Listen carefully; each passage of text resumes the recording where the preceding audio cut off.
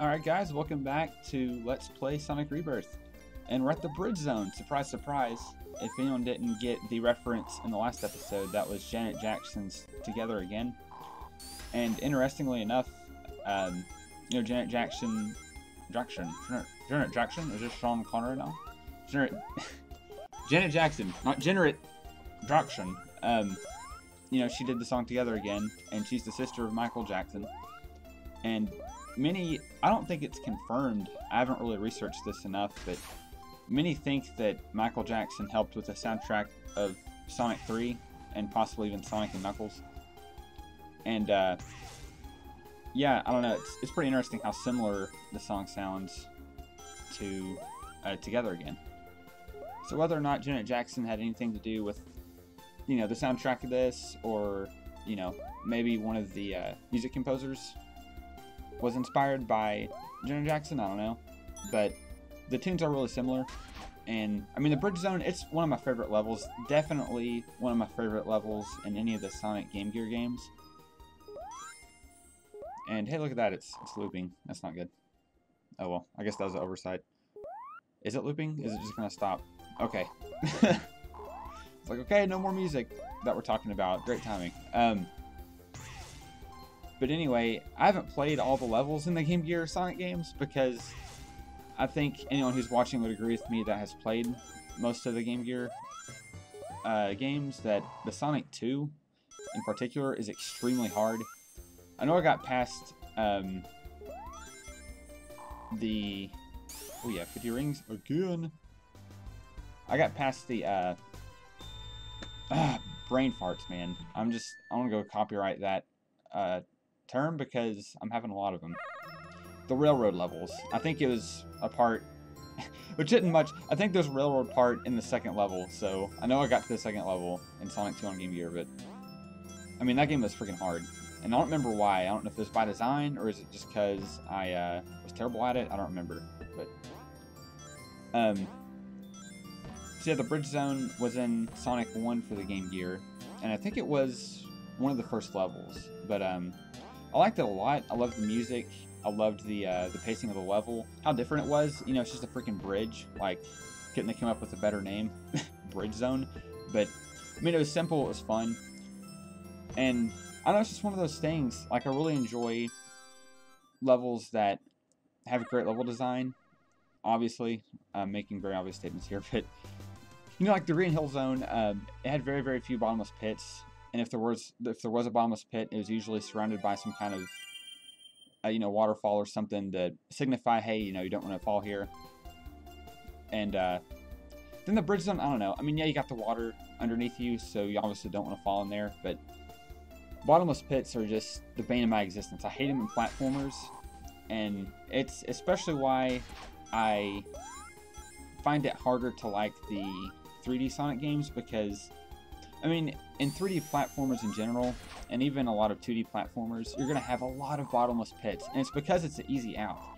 You want to make a game challenging, so you want to have a lot of platforms positioned in very specific ways, and, to make the most use out of the character and his abilities as possible. But, Sonic with his homing attack in the 3D games, they position enemies over a bottomless pit, but you homing attack the enemies to get across the platform. That's a really... Yikes. Okay, got across that gap. It's a really basic example. But I just hate them, because I feel like, if you fall off a cliff, there should be another platform under you, but that leads to a slower route. So you're being punished for falling off, or not going the fastest route, by going on the slower route underneath you. Oh, no! Okay. Well, there it is. That wasn't the first death, though, was it? Have I died before in this Let's Play? Oh, I don't know. Sonic's giving up. He's just gonna sit there and pout. He's pouting. Alright, this is for real now. This is serious business. But, I mean, I can be pretty critical on platformers. I guess, I'll sit here and listen to myself sometimes, and I'm like, man, I'm a really bitter person. What? Okay. Well, this is why I'm pretty bitter, because freaking... Yeah, like I said before, when I was playing the Green Hill Zone, the physics in this are definitely different, especially different from the Game Gear game. One is a scrolling level, which I don't think anyone likes. Is there one person out there that has a scrolling level on their top 10 like levels in video games? Because I don't think there's one. Unless, you know, it's a shmup or something. Shoot 'em up. I think that's an exception. I don't know. Scrolling levels in a Sonic game, come on. You don't need it. I mean, I'm pretty sure this level scrolled in the Game Gear game as well, but I don't know, I liked it.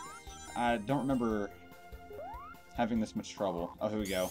There it is. Freaking serious. You know what? That's it. He's dead. Game over. Sayonara, Sonic the Hedgehog.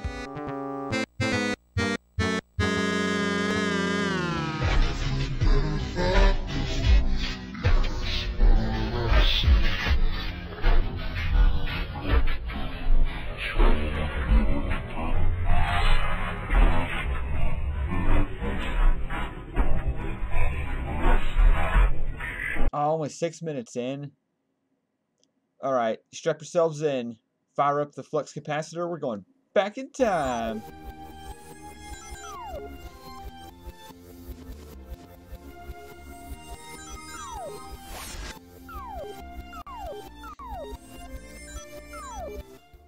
Alright, so we had some assistance from Silver the Hedgehog there. Rewind time, back at Bridge Zone Act 2. So one of my pet peeves with some Let's Plays is, I mean, it can be comical just to watch people get frustrated, or hear them get frustrated, I should say, having to redo like an entire level, but here I just wanted to redo the act. Thankfully with Sonic Rebirth, it does save which act you're on, so if you use up all your lives and continues, you go to load game, and you're right back in Act 2, or maybe Act 3. Whoop. Whoop. Okay.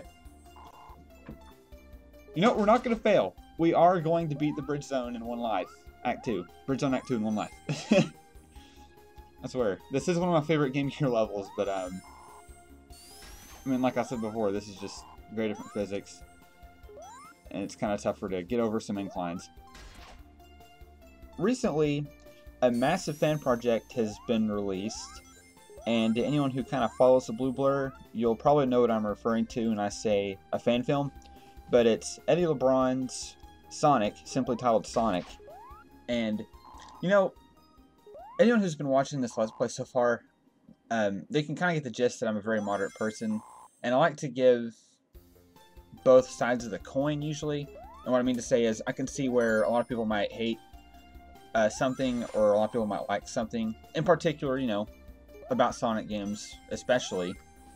But, in terms of this fan film, there's been some heavy criticism surrounding it.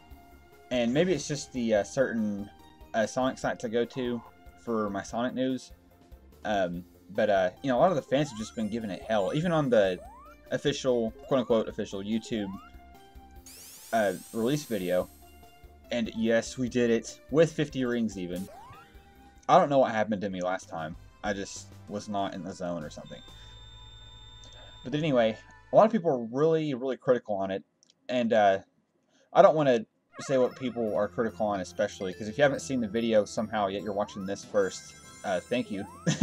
But definitely go watch that video.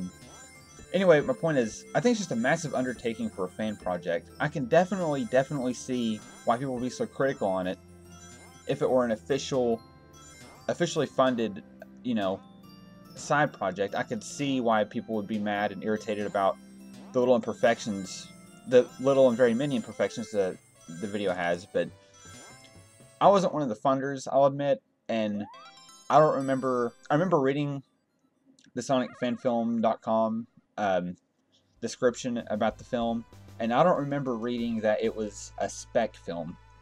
And what that is just like almost like a tech demo of a video game, except the tech demo of a movie. And, you know, it's just to say, like, what if there was a Sonic film, this might be what it looks like. I was expecting a full, like, hour feature film kind of thing. Kind of like the Blue Core Studios developed the movie, and Eddie LeBron's like the mastermind, I guess, behind it, you could say. And, I don't know, I was expecting, you know, at least something that didn't have a cliffhanger, and that's all I'll spoil about the movie.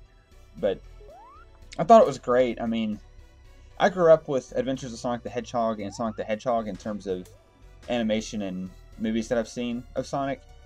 And I don't know, to be honest, I would much, if I was a kid with my vibrant imagination, I would have much rather have seen this movie like come to life in full flesh. Like, I think it was a great project. I think the idea is awesome. You know, having fans come together and make a project that big, I think it's awesome.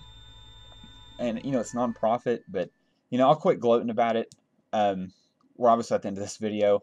So, thanks for watching, everybody. You know, leave your comments below. Like, tell me what you think about the movie that was just released, or what you like, dislike about this Let's Play.